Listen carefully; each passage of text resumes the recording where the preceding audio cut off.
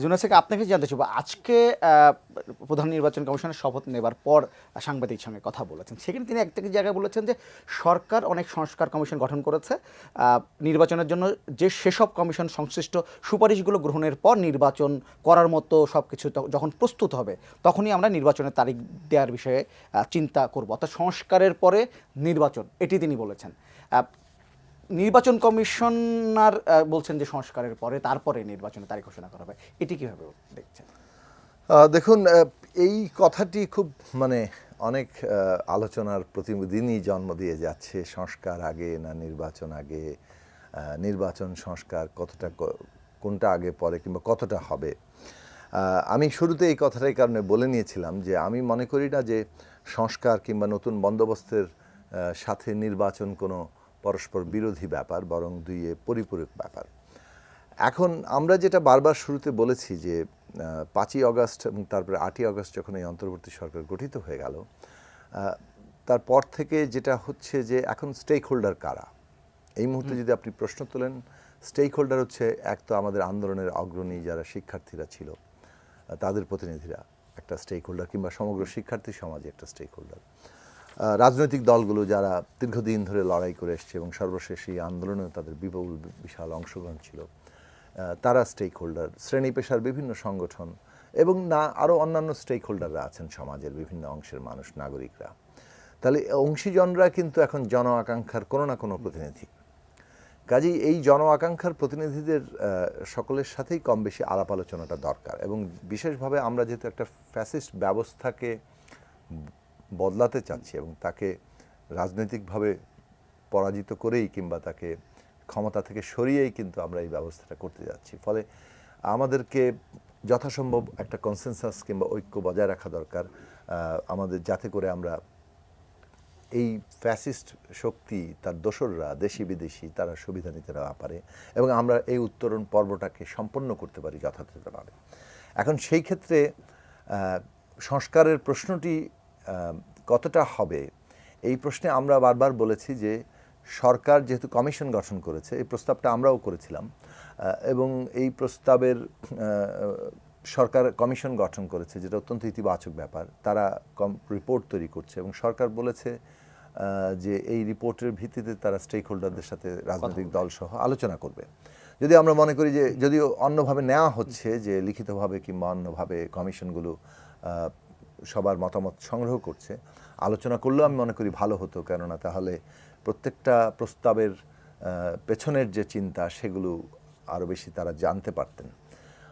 কিন্তু সেই সময় তারা পাবেন কিনা সেটা একটা প্রশ্ন আছে। যাই হোক, আমি মনে করি যত বেশি সম্ভব আলোচনা তারা করেন তত তাদের রিপোর্ট ভালো হবে, অংশগ্রহণমূলক হবে, কিংবা কমন মিনিমামটাও তারা বের করতে পারবেন। এখন এই রিপোর্টের যখন আলোচনাটা হবে সরকারের সাথে, সরকার কিন্তু তখন কি সংস্কার আমরা করব, কতটা সময় লাগবে এবং নির্বাচন কবে নাগাদ হতে পারে, এই রোডম্যাপটা তখন তারা তৈরি করতে পারবেন। নির্বাচনের দাবি করা মানে আগামীকাল কেউ নির্বাচন চাইছে না, কিন্তু রোডম্যাপটা, অর্থাৎ আমাদের সংস্কার কি করা হবে, কতটা সময় লাগবে এবং কবে নাগাদ নির্বাচন হতে পারে, এটা জানা মানে হচ্ছে এটা রাজনৈতিক স্থিতিশীলতাকে সাহায্য করবে, দ্রুতই রাজনৈতিক স্থিতিশীলতা নিয়ে আসবে এবং এটা ইকোনমিক অর্থনৈতিক স্থিতিশীলতা তৈরিতে বিশাল ভূমিকা রাখবে বলে আমি মনে করি। কারণ পলিটিক্যাল স্টেবিলিটি ইকোনমিক স্টেবিলিটির জন্য খুবই দরকারি, বিনিয়োগ এবং অন্যান্য অনিশ্চয়তা দূর করার জন্য। ফলে এই দিক থেকে এই সরকারের সাথে স্টেক হোল্ডারদের আলোচনার পরেই কেবলমাত্র রোডম্যাপ সম্পর্কে আমরা ধারণা পাবো এবং আমরা ধারণা করছি যে বাই জানুয়ারি এটা একটা রোডম্যাপ আমরা হয়তো পেয়ে যেতে পারবো।